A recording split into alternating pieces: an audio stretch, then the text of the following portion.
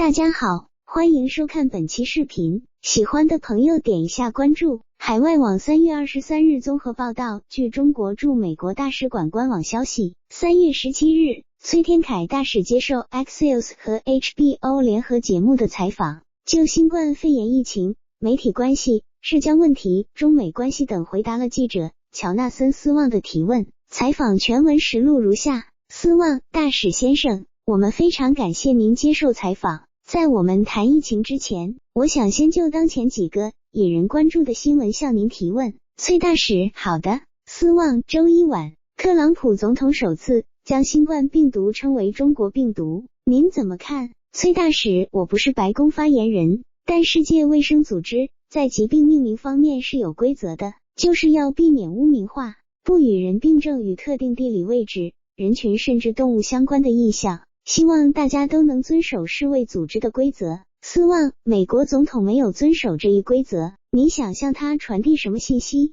他会看我们的采访。崔大使，我的信息很明确，我希望世卫组织规则得到遵守。斯旺大使先生，周二中国政府宣布将驱逐纽约时报、华尔街日报和华盛顿邮报的所有美国记者，他们在10天内要离开中国。大使先生，独立媒体有什么让中国政府惧怕呢？崔大使，我先告诉你正确的事实是什么。首先，并不是要驱逐这些人，只是终止他们的记者证。第二，并不是这些媒体的所有人都涉及其中，他们中还有人会留在中国继续工作。但最重要的是，中方采取的行动是对美国政府针对中国记者实施措施的回应。某种意义上说，我们不得不这么做。斯旺，但是根据我们的理解，首先不是中国政府因《华尔街日报》有关中国共产党应对疫情的批评性报道驱逐了该报的3名记者，然后美国政府才要求中国国有媒体限制在美记者人数的吗？崔大使，不是，事实是，《华尔街日报》登载了一篇对中华民族使用侮辱性语言的文章，引起中国人民极大愤慨，所以中国政府必须回应。然后美国政府又对中国驻美记者采取了行动，驱逐了这些仅仅是在开展专业报道工作，从未违反美国法律的中国记者。我们只能依据对等原则进行回应。斯旺，我读了《华尔街日报》专栏文章，我认为文章里似乎没有什么违法的内容，仅是批评政府而已。崔大使，如果你对中国历史有所了解，你就会知道那篇文章是对整个中华民族的极大侮辱。很多美国人也不赞同那篇文章的标题和语言，甚至感到很生气。斯旺大使先生，我相信人们会有不同意见，但问题是，因为此事驱逐记者是个好主意吗？崔大使，也许首先该问的问题是，写这样一篇文章是个好主意吗？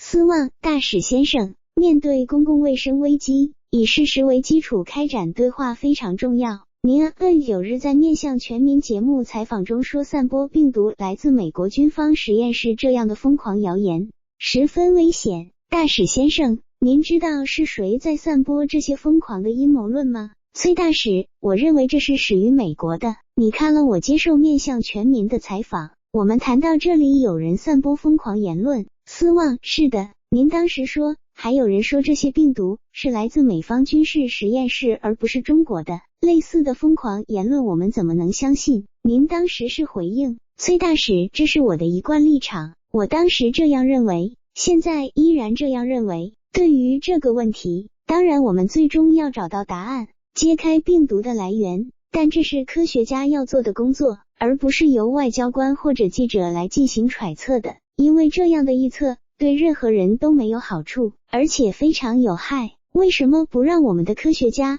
来完成他们的专业工作，并最终告诉我们答案呢？斯旺大使先生，很高兴听您这么说，因为事实上，是你们中国外交部的发言人赵立坚在散播病毒来源于美国实验室的阴谋论，他有相关证据吗？崔大使，也许你可以去问他。斯旺，您问他了吗？您是大使。崔大使，我在此代表的是中国国家元首和中国政府，不是某个具体个人。斯旺，他是代表中国政府发言吗？是赵立坚还是您代表中国政府发声？崔大使，我是中国驻美国的代表。斯旺，好的。所以我们不应该从字面上去听他的话，尽管他是发言人，我们也不应该认为他的话代表中国政府。崔大使，你可以对别人的话进行解读，我无法也没有责任向你解释所有人的观点。斯旺，这并不是怎么解读的问题，他就是这么说的，但您的意思很清楚了。我们继续采访，大使先生，您知道疫情在初期蔓延非常迅速，在早期就控制住疫情非常重要。南安普顿大学研究发现，如果中国能早3周干预疫情，感染人数将能减少 95%。很多人说，因为掩盖疫情3周时间，共产党官员使得病毒不仅伤及中国人，而且危害世界各地人民。我想问您，共产党会为早期隐瞒疫情道歉吗？崔大使，我认为这种说法是歪曲事实的。你说在几周内病毒增长很快，这是对的，但如果你去认真研究事实，就会发现一开始人们对这种新病毒知之甚少，没有人真正了解它。你不能仅因几个人发烧就认为应该警告整个世界出现了一种新病毒，人们必须认真了解真实情况是什么。所以我认为这不是一个掩盖真相的过程，而是一个发现这种新型病毒的过程。要确认病毒种类，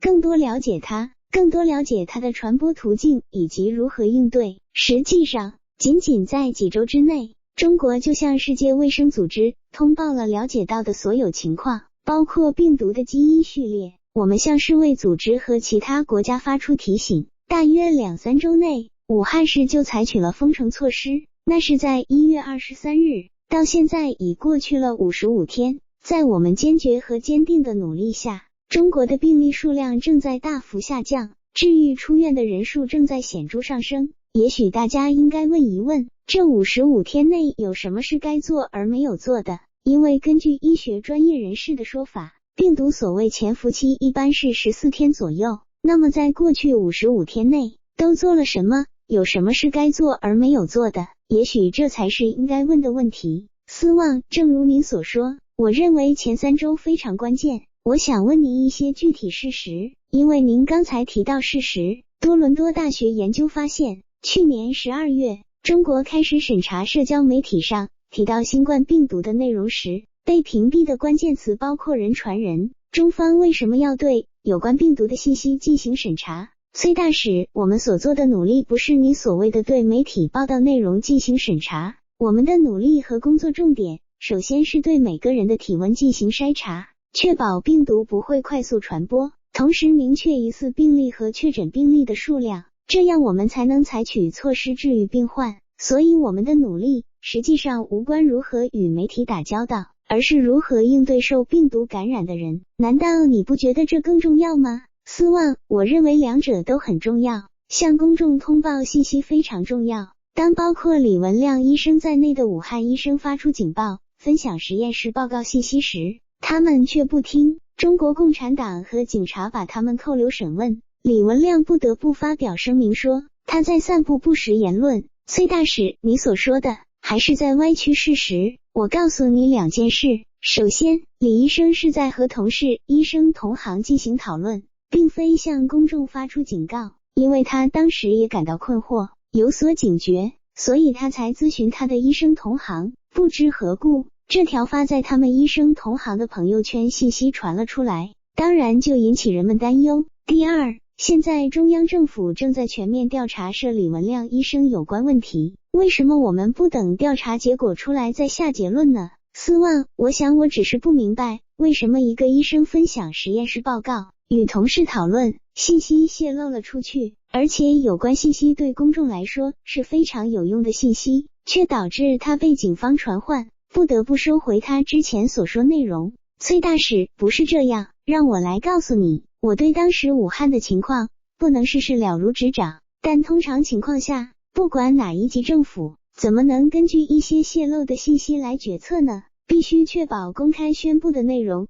都是有坚实的事实和科学基础的。斯旺，我不是说要以此作为决策基础，我只是想说为什么李医生会因分享信息而受到惩罚，这是我不理解的地方。崔大使，正如我刚才所说，整件事正在调查中，我们何不先等调查结束呢？斯旺，1月15日，中国疾控中心卫生应急中心主任李群接受央视采访时表示，经过仔细筛查和谨慎判断，我们的最新结论是，该病毒人传人风险较低。您对此有何关注？大使先生，现已无法了解有多少万人因为这一结论失去生命。崔大使，我不是医生，我无法向你解释所有技术问题。我不知道这位李先生说了什么。斯旺他在接受央视采访时说的。崔大使，我不可能观看所有的电视节目，正像我之前说的，我也想再次提醒你，这是一个发现病毒的过程。斯旺，但早在12月27日，